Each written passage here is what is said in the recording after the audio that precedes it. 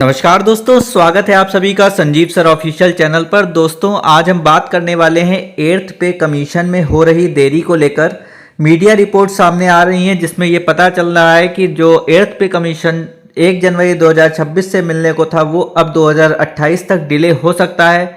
उसके पीछे क्या क्या कारण हो रहे हैं जो सामने आ रहे हैं इस वीडियो में हम जानेंगे। उससे पहले अगर आप चैनल को पहली बार विजिट कर रहे हैं तो चैनल को सब्सक्राइब कर लीजिए। आइए बिना देरी किए हुए स्टार्ट करते हैं।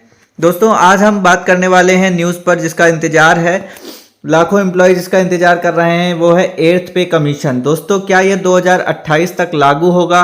सैलरी कितनी बढ़ेगी? पेंशनर्स को क्या फ़ायदा मिलेगा? इस वीडियो में हम डिटेल में जानते हैं।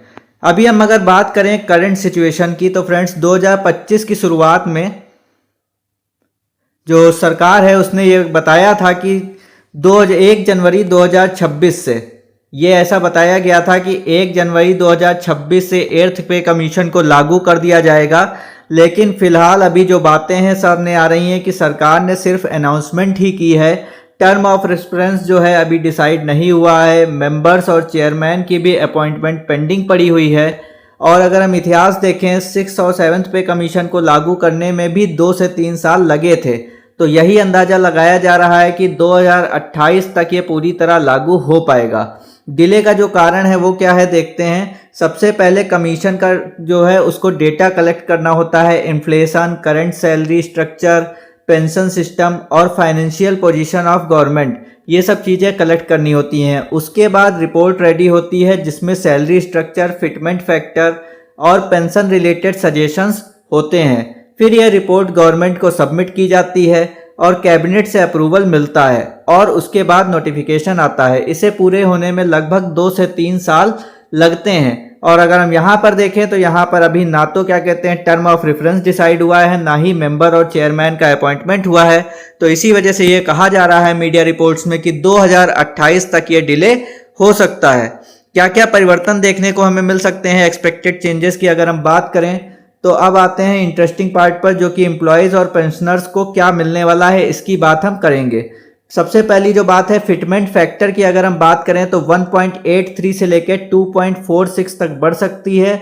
यानी फिटमेंट फैक्टर यदि इतना बढ़ता है तो लगभग 30 से 34% सैलरी में बढ़ोतरी आपको देखने को मिलेगी। मिनिमम पे की अगर हम बात करें जो अभी 18,000 है वो बढ़कर 41,000 से 51,480 रुपए तक हो सकती है अगर फिटमेंट फैक्टर जैसा कि ऊपर दे रखा है उस तरीके से बढ़ता है।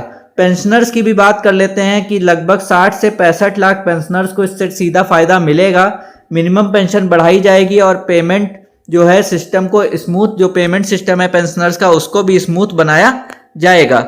रेट्रोस्पेक्टिव इफेक्ट की भी यहाँ पर बात करी जा रही है। मीडिया रिपोर्ट्स के अकॉर्डिंग 8th पे कमीशन में जो रिकमेंडेशंस हैं वो 2026 से ही लागू करने की बात करी जा रही है। यानी जो आपको अगर 8th पे कमीशन की जो लाभ है वो 2028 में मिले, लेकिन आपको एरियर का लाभ देखने को मिल सकता है।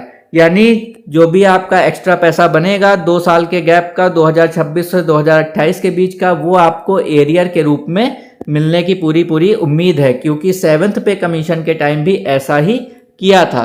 तो यहाँ पर ये आप सभी कारणों को जान गए होंगे। निष्कर्ष पर आते हैं दोस्तों, तो 8th पे कमीशन जो है एम्प्लॉयज़ और पेंशनर्स दोनों के लिए एक बहुत ही बड़ी राहत भरी खबर है।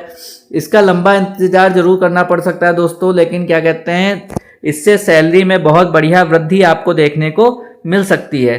तो दोस्तों आप क्या सोचते हैं, सरकार को इसे जल्दी लागू करना चाहिए या फिर 2028 तक वेट करना ठीक रहेगा? 2028 तक अगर आप वेट करते हैं तो आपका एरियर भी मिल सकता है आपको, ऐसा भी यहाँ पर मीडिया रिपोर्ट्स के द्वारा बताया गया है। तो दोस्तों फिलहाल इस वीडियो में इतना ही। यहाँ पर हमने सारे कारण डिस्कस किए कि किस वजह से 8th पे कमीशन के लागू होने में देरी हो रही है। सरकार के द्वारा अभी तक चेयरमैन और जो मेंबर्स हैं उनकी नियुक्ति नहीं करी गई है, टर्म ऑफ रेफरेंस भी डिसाइड नहीं किया गया। तो ये सब कारण रहे हैं डिले होने के। मिलते हैं फिलहाल अगली वीडियो में। वीडियो अच्छी लगी हो तो लाइक, शेयर और सब्सक्राइब करना बिल्कुल मत भूलिए। तब तक के लिए धन्यवाद।